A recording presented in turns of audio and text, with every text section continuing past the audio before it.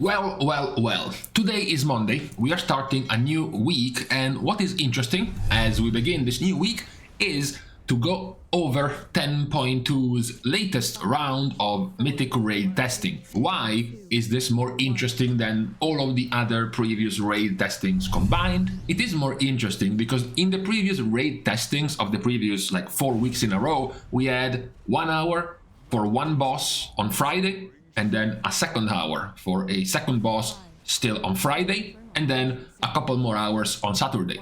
4 hours of Mythic raid testing every week. This last weekend we have gotten a raid testing for 68 hours, from Friday to this Monday in a row, continuously. So we have gotten basically more raid testing in the last couple of days, 2.5 days, than all of the previous weeks combined.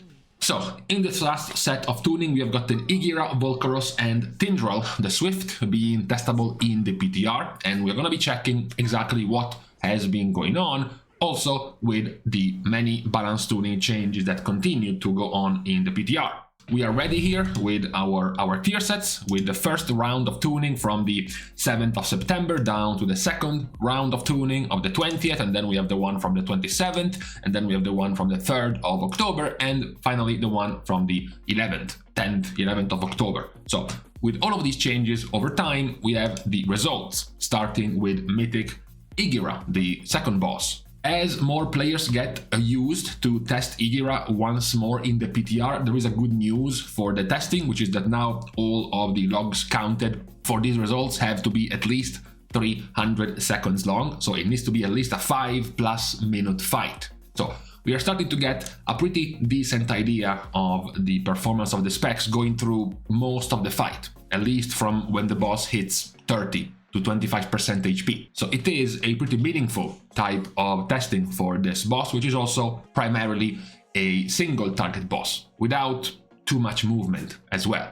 What we find in this boss is this top half, top 10 of DPS specs performances. The first thing that comes to mind when you look at this, at least to me, is for starters the fact that we have melee DPS specs and just a couple of ranged. In this case we have fire and elemental, the rest is just melee. That's the first thing to notice in single target.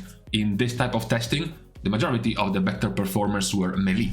But there is something more that is shown in this list of best performers on this boss, because the top four is made up of Outlaw, Havoc, Elemental, and Fury Warrior. Not only that, but we also have an outlier if you look at the average DPS instead of the burst DPS of something like Survival, which actually beats at 151,000 all of them.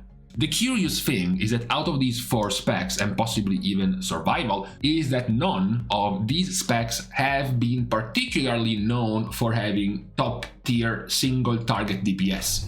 Even when they were very popular, even when they were meta, when they were known in certain patches, for example Survival, it was mostly just about their AoE damage at the end of Shadowlands.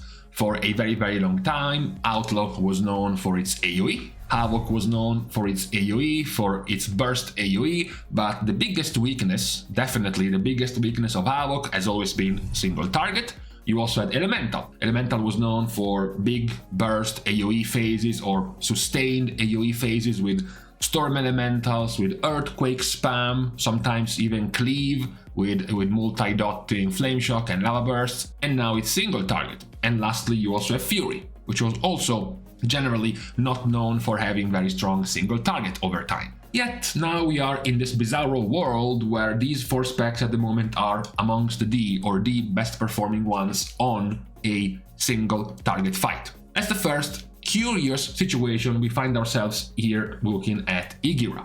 There is not much looking at these top performers we can say about Outlaw that we haven't already said in our previous videos. Same goes for Havoc. Both of these specs at the moment are quite overperforming, in particular for Outlaw. It's still weird to see that if we go through multiple of these patches to look into Outlaw nerfs, we don't really see that many. We started the first patch with the major, rework to Outlaw, which made them what they are now, which made them that strong. And then we jump into the first rounds of tuning, and Outlaw doesn't really get many nerfs. This was a very minor nerf in the first round of the balance tuning after the rework.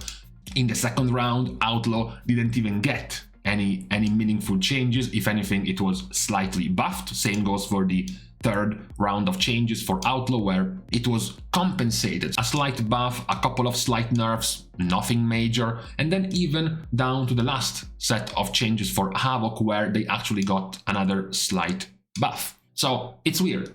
The situation for Outlaw so far, given how well they have been performing and the fact that they are not being nerfed, is quite weird. Havoc has been nerfed recently. They have received a small set of nerfs to their chaotic disposition tier set. Besides that, they have continued to have very top level performance, which will continue to be very problematic in the next patch, as they will make them, so far, if we go by their damage, a top tier spec in 10.2, even in Mythic Plus as well. So these two are definitely the outliers of performance in 10.2 in the PTR. But even if we go past just these two specs and we go into Elemental has been nerfed recently. They have gotten their tier set nerfed, but their performance is still exceptional, especially when you think this tier set might have been a meme, a trick in terms of giving them more cleave damage only. But even when you look at just the single target damage to Igira, Elemental is still very competitive with their new Lava Burst spam build. The ability to be able to cast and keep up your Elemental Blast secondary stats for so often, the ability to have such a short cast time on your Primordial Wave down to somewhere like a 20-second cooldown from 45 seconds, to be able to constantly generate a lot of Lava Burst casts, and on top of that almost forget you get to cast Flame Shock because you can extend Flame Shock so often thanks to your Primordial Wave. This has all been working very well in single target. It might make the AoE now much worse for Elemental compared to what they used to have. As we mentioned, they were known more for having powerful AoE when they were doing lightning-based damage. Going for the fire-based version will make them weaker in AoE, but for now, in terms of performance, in terms of single target performance, they are amongst the best in the raid, and likely the best top 2 in terms of ranged DPS right now in terms of results. We can also somewhat skip Fury, mostly because we have mentioned Fury basically yesterday in what has changed for them in their new change forced basically by the tier set in their upgraded Bloodthirst in terms of damage profile for Fury. And these performances are somewhat continuing lower down on Volcaros. This log is definitely shorter than Igira, but you still see Outlaw, Havoc, Elemental, even ones we haven't mentioned like Ret, Feral, and Enhancement. If we go back to Igira, here is Ret, Feral, and Enhancement. So the entire pack stays very close up top with the exception of Fury. What is interesting is that compared to the previous testing, we noticed something different here. Because through Volcaros with Fire Mage here and then Igira with Fire Mage here, we are starting to see the, unfortunately for those who hate Fire Mage, we're starting to see Fire Mage once more making it out of the Mage Wars up top. There is one thing that might give some hope to all of the Fire Mage haters who are already dreading the moment where once more we see a super meta state of Fire Mage, like we can't actually ever get rid of this spec. There is a major change, which is burst damage. We will go over these top specs and notice something very different. If we look, for example, at your run-of-the-mill Outlaw Rogue, but also your run-of-the-mill Havoc Demon Hunter, your run-of-the-mill Fury Warrior in terms of performance on this first boss, and we will find something that is not quite like we expect this, because when you look at the warrior damage, you see the burst windows, right? Cooldowns, trinkets, bloodlust potions, this type of stuff. You see that the burst of a warrior can get above 400,000 and often, very often, above 200,000. When we look at a Havoc Demon Hunter, the burst even peaks at 600,000 and multiple times breaks the 400,000 barrier and then comfortably above 300,000. We can then even go to Elemental. Elemental does have some 300, almost 400, over 400,000 sets of burst damage.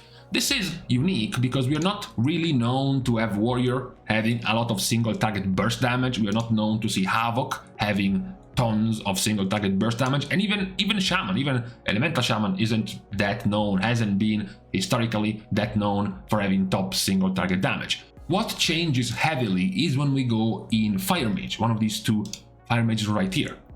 Now, you immediately see that compared to this log, and then this, and then this, the damage profile of a Fire Mage is now much more straightforward with much lower peaks of burst. Except for 1 and 2 times where they managed to break 300,000, they are never above. This, of course, being 5 minutes apart, because they are going to be using Time Warp 5 minutes apart, more or less, to give them basically double Bloodlust. But outside of that window, their burst damage has significantly lowered down.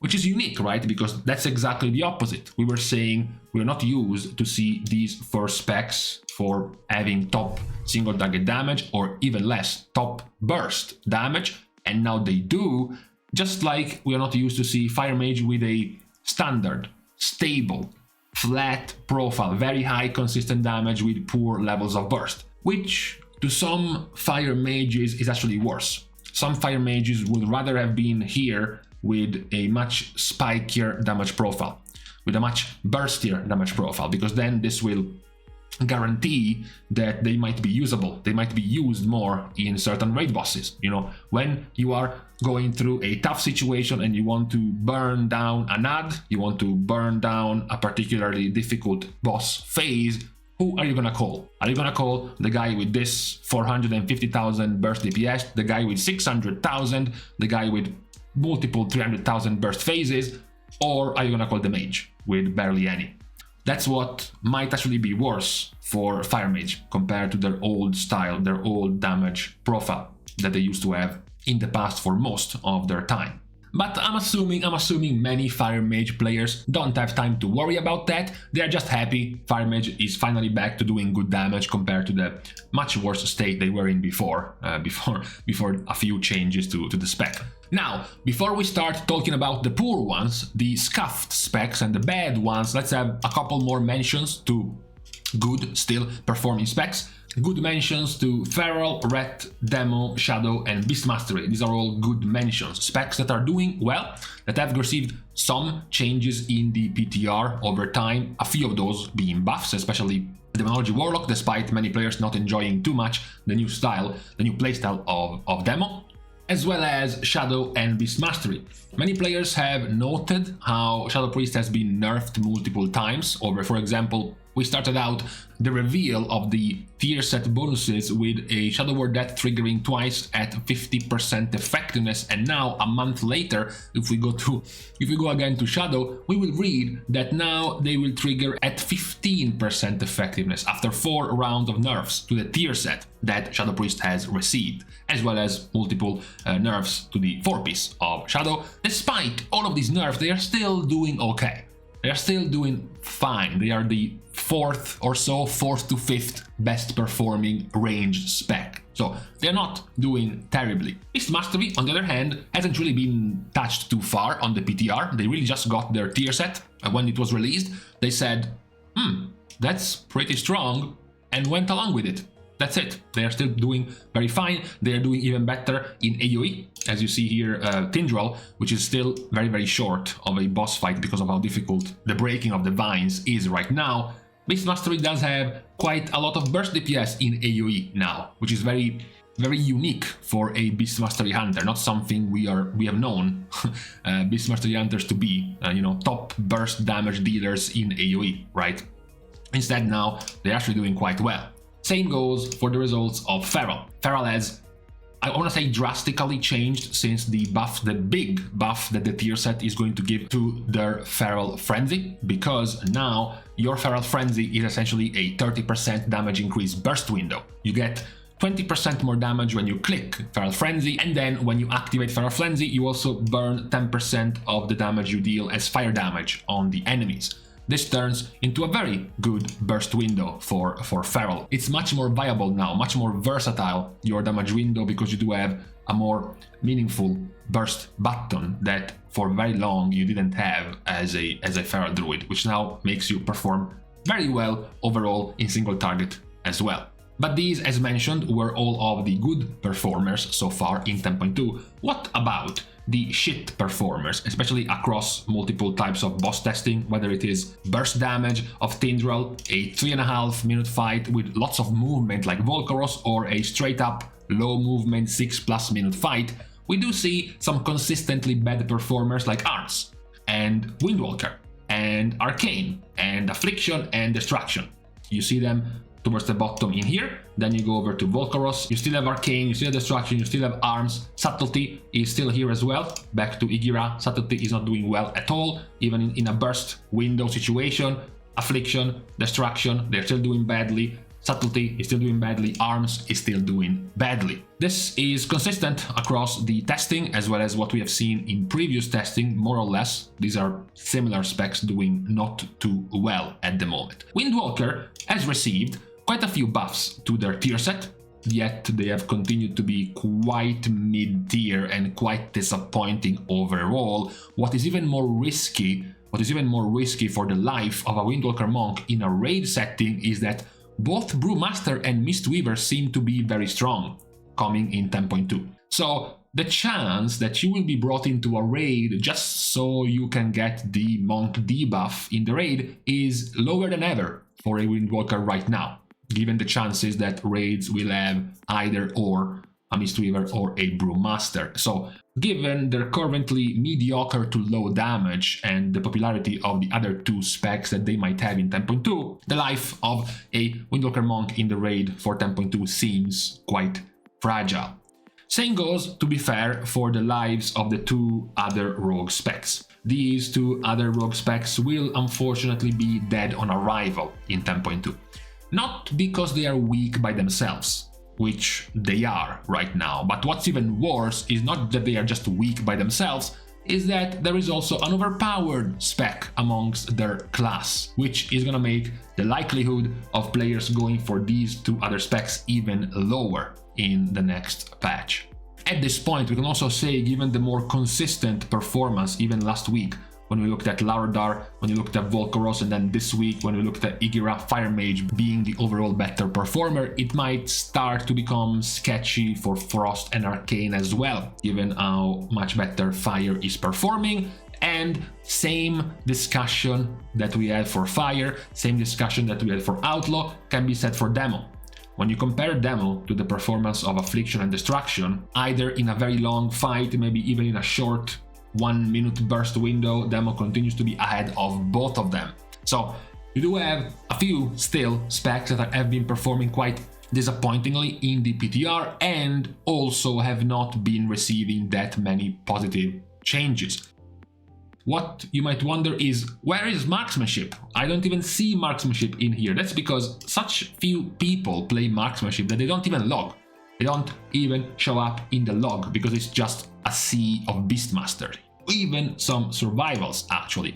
If we go to Volcaros, for example, there are such few marksmanship hunters and performing so badly that they are actually basically just trolling and going below tank level compared to Beastmastery Hunter, which is doing mighty fine. That's perhaps the biggest outlier in terms of testing has definitely been the complete lack throughout 1, 2, 3, 4, 5 sets of tuning, the complete lack of any changes basically for Marksmanship Hunter compared to basically any other spec. And the result right now is visible. The spec is the worst, basically, DPS spec in 10.2, which will also make Beastmastery Hunter, of course, a clear winner in terms of who to choose when it comes to picking a ranged hunter, at least. This is pretty much the overall look, the overall outlook of the latest round of Mythic Plus testing, both from a sense of the worst and more disappointing performers across the bottom half of DPS, as well as the top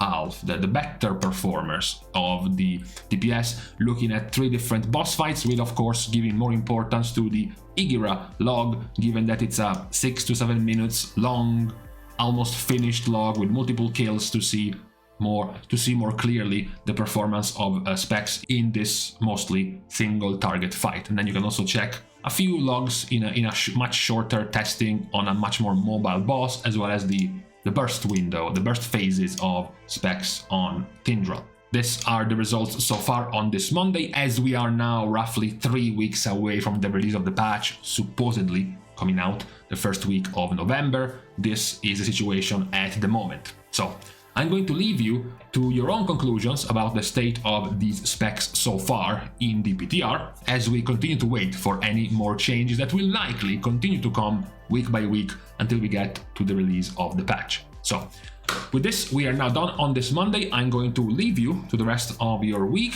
and we're saying goodbye now, starting our goodbyes by thanking all of the Patreon supporters for the contribution and help to the growth of the channel, support which can still be given completely for free. You can like and comment down below, as well as subscribing to the channel itself. Now, with these things out of the way, thank you guys again for watching. See you guys tomorrow, and in the meantime, finally, we are now down to a acceptable 18 degrees. For once, the meteorologists were not frauds and said the truth.